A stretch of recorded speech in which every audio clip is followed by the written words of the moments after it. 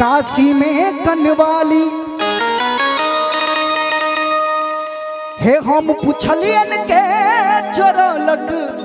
आहा के ठोरक लाली हुनके हे हुनके नथिया बरामद भेल हमरा रंगीला जिला बलिया में कर नथिया बरामद भेल हमरा रंगीला जिला बलिया में झुमका में झुमका है रोलन काशी में कनवाली हम पुछलियन के चोरल कहाँ के ठोरक लाली हुनकर नथिया बरामद भेल हमरा रंगीला जिला बलिया में नथिया बरामद भेल हमरा रंगीला जिला बलिया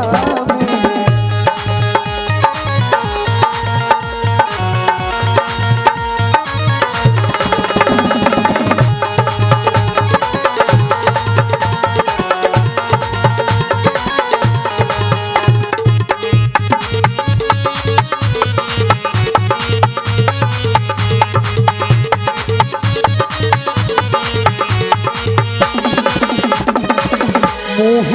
पूर्णिमा के चंदा मुहनक पूर्णिमा के चंदा कौन मनुख सा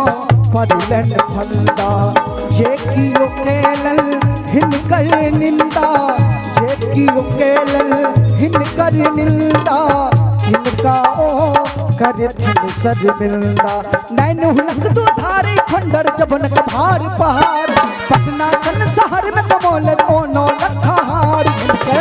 हिनकर बाली बरामद भेल हमरा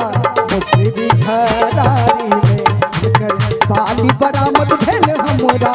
मुसरी घरारी में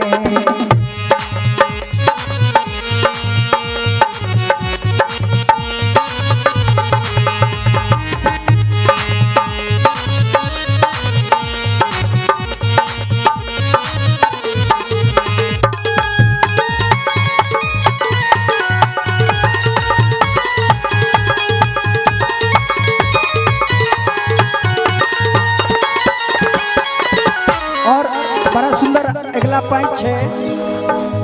रोज लिपस्टिक चाहबे करियन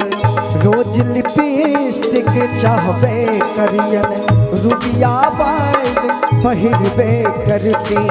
चाहे लोग जतक घायल हो ओने आपन छैल बदलती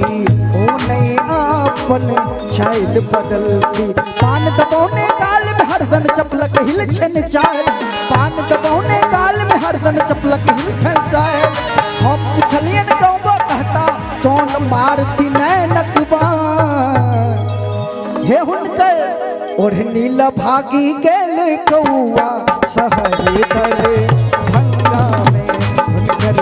ओढ़नी भागी गेल कौआ शहर दर भंगा में झुमका में झुमका है रोलन काशी में कनवाली हम पुछलियन के चोरलक आह के ठोरक लाली हुनकर नथिया बरामद भेल हमरा रंगीला जिला बलिया में हुनकर नथिया बरामद भेल हमरा रंगीला जिला